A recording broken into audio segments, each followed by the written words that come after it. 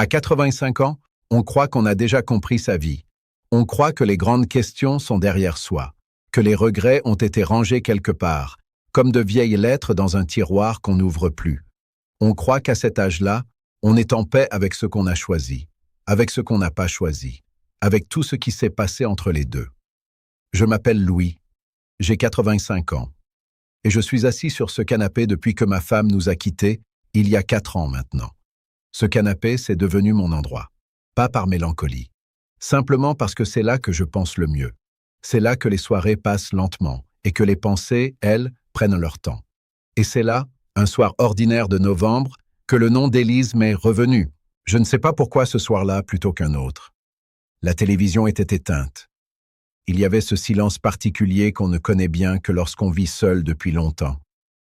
Un silence qui n'est pas vide. Au contraire, il est plein. Plein de tout ce qu'on n'a jamais dit à voix haute. Élise. Mon premier amour. J'avais 20 ans. Elle en avait 19. Je me souviens encore de la façon qu'elle avait de tourner la tête quand quelque chose l'intéressait vraiment. Un petit mouvement précis, presque imperceptible, et ce sourire qui arrivait toujours un peu en retard sur ses yeux. Je n'ai pas pensé à ça depuis des décennies, ou du moins, je croyais ne pas y avoir pensé. Mais ce soir-là, assise ici, j'ai compris que je n'avais jamais vraiment cessé. C'est une chose étrange, la nostalgie à mon âge. Ce n'est pas comme à 30 ans, quand on regarde en arrière avec une certaine fierté, ou même avec une légère mélancolie douce. Non. À 85 ans, la nostalgie, elle pèse. Elle ne fait pas que passer devant vos yeux. Elle s'installe. Elle prend la chaise en face de vous et elle vous regarde sans ciller.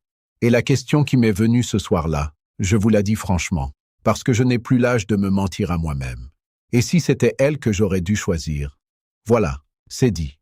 Je ne suis pas fier de cette pensée, pas parce qu'elle est honteuse. Elle est simplement humaine.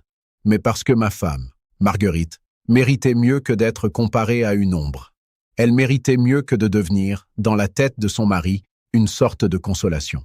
Et pourtant, ce soir-là, ce doute était là, solide, réel. J'ai passé des semaines avec ça.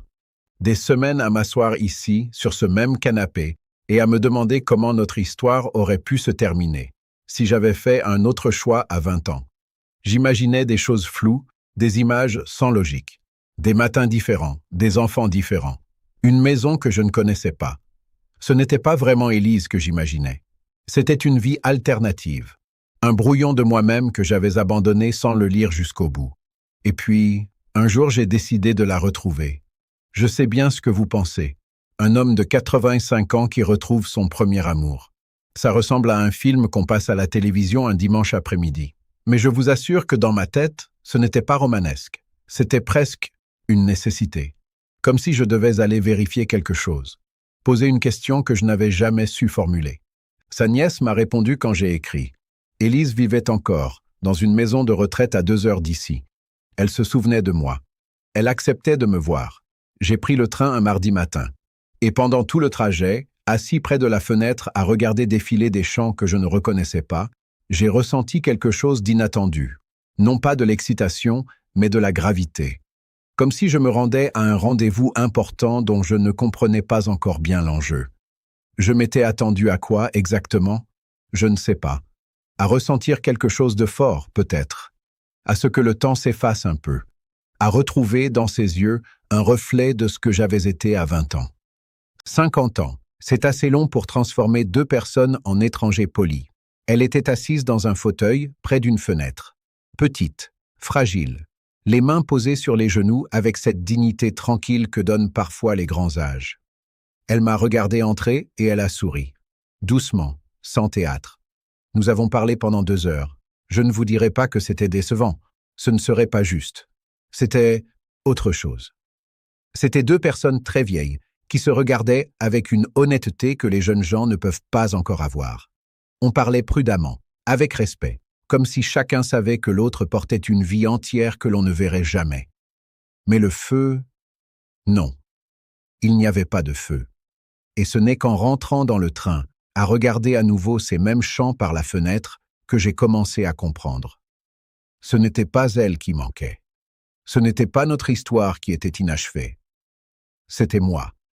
C'était l'homme que j'étais à 20 ans, que je cherchais dans ses yeux. Cet homme insouciant, plein d'une énergie que je ne sens plus dans mes bras depuis longtemps. Ce garçon qui ne savait pas encore ce que coûte une vie, ce que pèse la responsabilité, ce que signifie regarder quelqu'un vieillir à vos côtés avec tendresse plutôt qu'avec passion. Je ne cherchais pas Élise. Je cherchais ma jeunesse. Et c'est peut-être la chose la plus triste et la plus libératrice que j'ai jamais comprise. Assis dans ce train qui me ramenait chez moi, assis seul, avec ma vieille veste et mes mains que je regardais sans les reconnaître tout à fait. Et quelque chose s'est brisé en moi ce soir-là. Pas à cause d'elle, pas à cause de ce que j'avais trouvé, mais à cause de ce que j'avais enfin accepté de voir. Je suis rentré ce soir-là et je me suis assis ici, exactement là où je suis en ce moment, sur ce canapé dont le coussin de gauche s'est affaissé avec les années, à l'endroit précis où je pose toujours mon bras. Je n'ai pas allumé la lumière tout de suite. Je suis resté dans le gris du soir qui entrait par la fenêtre, et j'ai laissé le silence revenir. Sauf que ce soir-là, le silence était différent. Il n'était plus plein de questions. Il était plein d'autre chose, quelque chose de plus lourd et en même temps de plus doux. Comme quand on pose un sac qu'on porte depuis trop longtemps. On ne réalise le poids qu'au moment où on le lâche. Ce qui m'avait brisé dans ce train, je vous l'ai dit. Mais ce que je n'avais pas encore compris à ce moment-là, c'est que la fracture n'était pas là où je croyais. Je pensais que la douleur venait d'Élise, du contraste entre le souvenir ardent que j'avais gardé et la réalité calme de cette femme âgée dans son fauteuil. Mais non. La vraie douleur était ailleurs. Elle était dans une direction que j'avais refusé de regarder pendant des années. Elle était du côté de Marguerite. Voilà ce que j'ai compris, assis ici dans le noir ce soir-là. Pendant toutes ces semaines où je m'étais laissé emporter par la nostalgie, pendant tout le temps où j'avais laissé le nom d'Élise occuper mes soirées, j'avais fait quelque chose que je n'aurais jamais voulu faire consciemment. J'avais en silence, sans le dire à voix haute, comparé. J'avais pris la vie que j'avais construite avec Marguerite. Une vie réelle, imparfaite, traversée par les années difficiles et les matins ordinaires.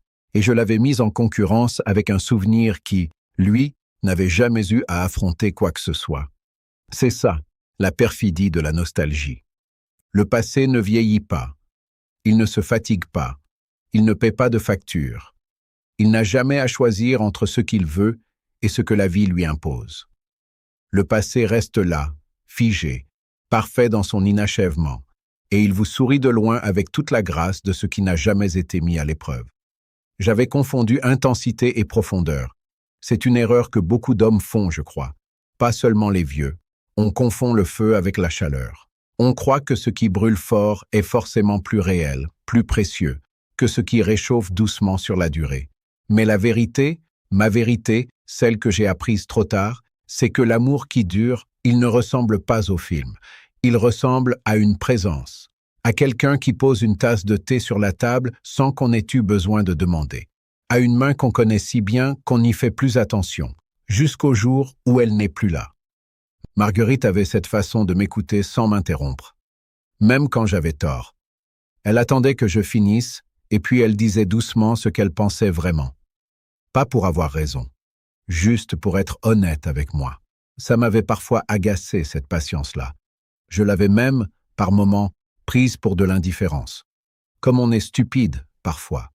Je reste là à repenser à tout ça, et je me demande combien d'années j'ai passées à regarder légèrement de travers une vie qui méritait d'être regardée en face. Pas parce que j'étais malheureux, je ne l'étais pas, mais parce qu'on s'habitue. On s'habitue à ce qui est là, et on idéalise ce qui est absent. C'est dans la nature humaine, peut-être. Mais ça n'en fait pas une sagesse pour autant. Ce soir-là, dans le noir de cette pièce, pour la première fois depuis très longtemps, j'ai pensé à Marguerite sans tristesse, avec quelque chose de différent, presque de la gratitude, une gratitude tardive, maladroite, le genre qu'on aurait voulu pouvoir dire à voix haute quand c'était encore possible. Je ne pouvais plus lui dire, mais je pouvais enfin le ressentir sans me défiler. Et c'est peut-être ça, la résolution dont on parle dans les livres. Ce n'est pas un grand moment de paix lumineuse, ce n'est pas une révélation qui efface tout. C'est juste un soir ordinaire, sur un vieux canapé, où on arrête enfin de se raconter une autre histoire que la sienne. Je ne regrette pas d'avoir revu Élise. Cette rencontre m'a offert quelque chose que je n'avais pas prévu, la vérité. Et la vérité, même quand elle fait un peu mal, elle libère. Elle remet les choses à leur place. Elle ferme doucement les portes qu'on avait laissées entrebâillées depuis trop longtemps. Non pas avec violence, mais avec la bienveillance tranquille de l'évidence. Certaines portes doivent rester des souvenirs. Et c'est très bien ainsi. Ce que j'espère, moi, c'est que vous qui m'écoutez, peut-être plus jeune que moi, peut-être avec encore des décennies devant vous, je vous espère plus rapide que je ne l'ai été, plus attentif. Pas à ce qui manque, pas à ce qui aurait pu être, pas aux vies que vous n'avez pas vécues. Attentif à celles que vous vivez. Maintenant. Ce soir. Parce que la vie que vous avez choisie, ou qui vous a choisi, elle mérite votre regard. Elle mérite votre présence. Pas la présence distraite de quelqu'un qui pense à autre chose, mais la présence pleine, imparfaite, un peu fatiguée parfois, de quelqu'un qui a décidé d'être là pour de vrai. Je m'assieds encore ici la plupart des soirs. Le coussin de gauche est toujours affaissé. La lumière de la rue entre toujours par la même fenêtre vers 7 heures. Et je pense à Marguerite, souvent. À Élise, de temps en temps, sans douleur désormais. Et à toutes ces années qui ont filé avec une rapidité que je n'avais pas anticipée. Le passé n'avait rien à me rendre. J'aurais dû le savoir plus tôt. J'espère simplement que vous n'attendrez pas aussi longtemps que moi pour comprendre que la vie que vous vivez mérite d'être aimée pendant qu'elle est encore là.